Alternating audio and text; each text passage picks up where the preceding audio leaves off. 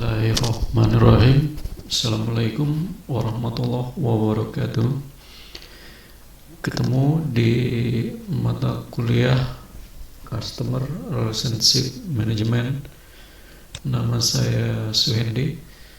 Saya mengajar CRM, ya. Oke. Jadi di season pertama ini materi mengenai pengantar dari CRM. Jadi ini ruang lingkup yang akan dibahas, ya. Pertama mengenai customer, ya, pemahaman mengenai customer, definisi dari CRM itu sendiri, tujuan yang ingin dicapai, ya, operasional pada CRM, peran CRM pada perusahaan.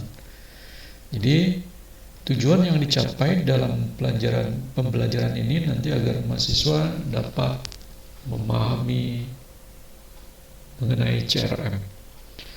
Oke, ya. Sekarang kita lihat perbedaan antara konsumen dengan pelanggan, ya. Kalau konsumen itu identik dengan mengkonsumsi produk atau layanan untuk diri sendiri, ya. Jadi hanya untuk diri sendiri dan juga kadang berpindah-pindah merek. Jadi belum terlihat loyalitasnya terhadap sebuah produk. Sedangkan pelanggan ini dia mengkonsumsi produk, ya, layanan atau jasa, ya, untuk diri sendiri dan orang lain, pihak lain, ya. Tidak hanya untuk diri sendiri, tapi juga dia memberikan, ya, informasi dan produk, ya, informasi produk kepada pihak lain sebagai promosi karena loyalitasnya dia terhadap produk yang dia beli. Jadi transaksinya tidak hanya sekali, tapi dia terus, ya, continue, setia pada satu merek. Nah, ini pelanggan, ya. Jadi ada perbedaannya, ya, di sini. Oke. Kalau kita lihat pelanggan, ya, yaitu ada jenis-jenis pelanggan, ya. Kalau ada jenis-jenis pelanggan, berarti ini kan banyak macam, ya, pelanggan dalam membeli sebuah produk, ya. Jenis-jenisnya antara lain adalah loyal customer. Jadi customer yang loyal terhadap sebuah produk atau satu merek. Ya, ada pelanggan dengan jenis diskon customer. Pelanggan ini dia lebih mengutamakan diskon, ya. Jadi kalau ada diskon, ini customer ini senang sekali, ya. Dia akan diburu, ya, dikejar, ya, jika ada diskon, ya, ini. Terus ada juga need oriented customer. Dia fanatik pada produk tertentu, ya, gitu. Biarpun ada produk lain yang baru keluar, dia tetap setia, fanatik pada satu produk, ya. Nah, ada yang seperti itu, ya. Ini. Terus high volume customer, ya. Nah, ini customer yang melihat dari besarnya volume dari sebuah produk, ya. Nah, ini biasa beli, volumenya besar, harganya murah. Nah, itu biasanya banyak customer seperti itu, ya. Nah, terus ada benchmark customer, public figure. Nah, jadi kalau ada public figure membeli produk, ini customer akan melihat dan meniru, ya, mengikuti, ya. Nah, ini public figure, ya, karena berdasarkan dari pedoman atau acuan yang dibeli oleh public figure, ya. Makanya banyak iklan-iklan, ya, di sebuah produk itu rata-rata itu kebanyakan dari public figure. Agar apa? Agar menarik customer. Nah, itu. Terus door opener customer, ya. Nah, ini pelanggan yang memang dia membeli di distributor, supplier atau konsumen akhir, ya. Terus ada high future lifetime value customer, dapat mempengaruhi orang lain, ya. Nah, ini jadi ada pelanggan yang mana dia bisa mempengaruhi orang lain ya untuk membeli produk yang dia beli ya, agar orang lain bisa terpengaruh ya, itu mengikuti ya apa yang dia beli ya. Itu ada wanderer customer, dia hanya ingin tahu produk ini seperti apa ya, ini baru mencoba ya, mencoba dengan yang lainnya ya, produk-produk yang lain.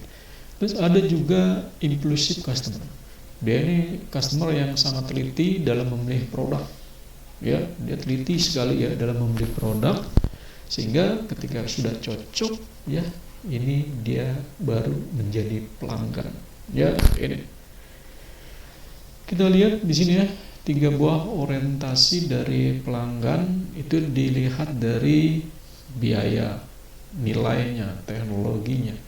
Jadi kalau kita punya customer, pelanggan, dan dia membeli produk tersebut dan menjadi langganan ya, pelanggan, itu dia melihat dari 3 sisi, biayanya, teknologinya, nilainya, value-nya seperti apa, berapa biayanya, bagaimana teknologinya ya.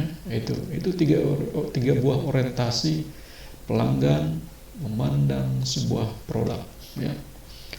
Nah, terus ini juga mengenai kaitannya dengan bagaimana kita bisa mengenal CRM dilihat dari sudut pandang bisnis, industri, dan ekonomi.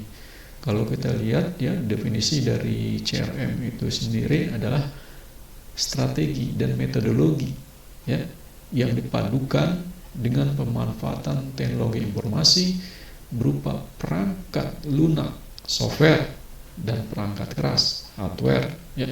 Untuk apa? Untuk membantu perusahaan dalam mengelola pelanggan mereka, sehingga ini bisa menjadi hubungan baik, menjaga hubungan baik dengan pelanggan. Agar apa? Agar tercapai tujuan bisnis dari perusahaan tersebut. Ya, ini jelas.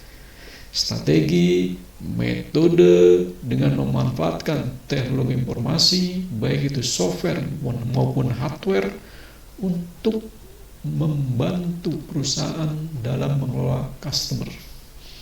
Tentu ujungnya adalah mencapai visi misi tujuan bisnis perusahaan. Ya, ini. Terus kalau kita lihat di sini ya, definisi dari CRM, kita lihat dari sisi teknologi informasi, khususnya basis data ya, karena customer relationship management ini kaitannya dengan data. Kalau sudah dengan data, dia disimpan dalam sebuah basis data. Nah, kalau sudah disimpan dalam sebuah basis data, maka berupa kumpulan data, data warehouse, gudang data, ya, sehingga data-data yang terkumpul ini bisa dijadikan sebuah bisnis intelijen, ya, dengan arah tujuannya berorientasi kepada data-data pelanggan, ya. Tujuannya untuk apa di sini? Dalam mengelola pelanggan, agar lebih baik menganalisa pelanggan, mengambil sebuah keputusan strategi ke depan bagi perusahaan. Ya, nah ini penting, ya, karena data-data yang terkumpul 5 tahun terakhir itu adalah merupakan data yang bisa diolah, ya, untuk dianalisis, ya, mengenai produk baru misalnya, atau perusahaan ingin mengeluarkan produk baru, kan bisa dilihat dari data-data historinya, produk apa yang paling laku terjual dalam 1 tahun terakhir, itu bisa ketahuan, ya. Umur berapa yang paling banyak membeli produk tersebut, ya. Jenis kelamin yang paling banyak membeli produk tersebut, wanita atau pria. Nah, di situ nanti kelihatan fitur apa yang senang dimiliki oleh customer. Nah, itu sebagai data yang diolah menjadi sebuah produk baru yang akan datang, atau sebagai putusan strategis, ya, untuk membuat sebuah cabang baru mengembangkan produk baru, ya. Ini. Jadi jelas sini bahwa tujuan utama dari CRM, ya, dari implementasi CRM ini adalah untuk membantu perusahaan, gitu ya, di dalam meningkatkan, menjaga kepuasan dan kepercayaan pada pelanggan, ya, karena sudah bukan zamannya lagi, ya, marketing ke sales, mendapatkan customer lalu selesai. Tidak seperti itu sekarang. Sekarang adalah bagaimana mendapatkan customer, lalu customer itu dikelola dengan baik sehingga ini menjadi aset, ya, bagi keuntungan perusahaan untuk jangka panjang, ya, itu, ya. Jadi kalau kita lihat di sini, ya, bagaimana, ya, sini CRM, ya, bergantung sekali kepada data warehouse, yang mana data warehouse itu terdiri dari, ya, kegiatan-kegiatan yang kaitan dengan reporting, ya, laporan kegiatan, ya, analisis, ya, data mining, ya, ini. Terus juga kalau dari aplikasinya di sini ada bisa menggunakan software CRM, ERP, ya, flat file dan data source lainnya. Ya, dari aplikasi ini kan nanti muncul sebuah transaksi, ya, sebuah kegiatan proses bisnis yang disimpan dalam sebuah data hingga menjadi sebuah gudang data, ya, data warehouse. Sehingga gudang data ini bisa dimanfaatkan untuk reporting, ya, laporan, analisis, data mining, ya. Nah, itu membuat sebuah pengelolaan data menjadi sebuah keputusan strategis, ya, ini. Nah, ini kalau kita lihat berarti tujuan akhir dari CRM yaitu adalah memaksimalkan keuntungan agar pendapatan perusahaan ini meningkat, ya. Nah, kalau kita lihat di sini bahwa ada 8 elemen pada CRM, ya, di sini. Yang pertama di sini kalau kita lihat, ya, CRM sistem ini mempunyai 8 elemen dasar. Ya, pertama business report, ya, membuat sebuah laporan bisnis, menyajikan laporan bisnis, ya, kepada pengguna. Customer care, ya, menyediakan kepada pengguna, terus menyediakan SDM kepada pengguna.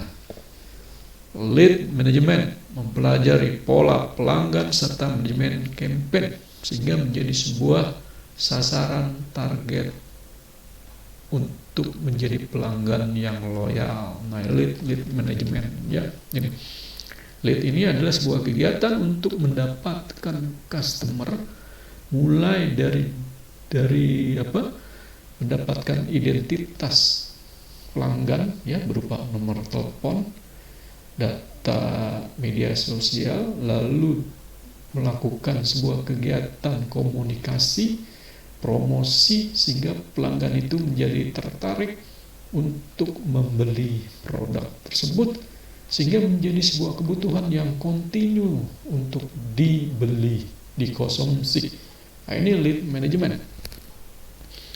Ya, marketing, ya, ini kaitannya dengan penentuan strategi pemasaran. Salesforce automation ini kaitannya dengan otomisasi fungsi penjualan dan peramalan.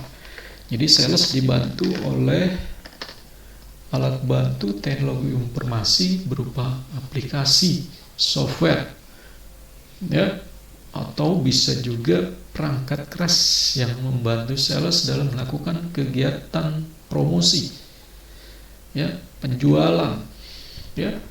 Terus ada workflow automation, kaitannya dengan manajemen penjadwalan lebih cepat, paralel untuk meningkatkan pelayanan. Terus ada analitik, ini kaitannya dengan pengambilan keputusan terkait pelanggan, terkait produk, transaksi, ya, dalam bentuk tabel, grafik, tren pasar, ya. Ini analitik, ya, didapat dari mana?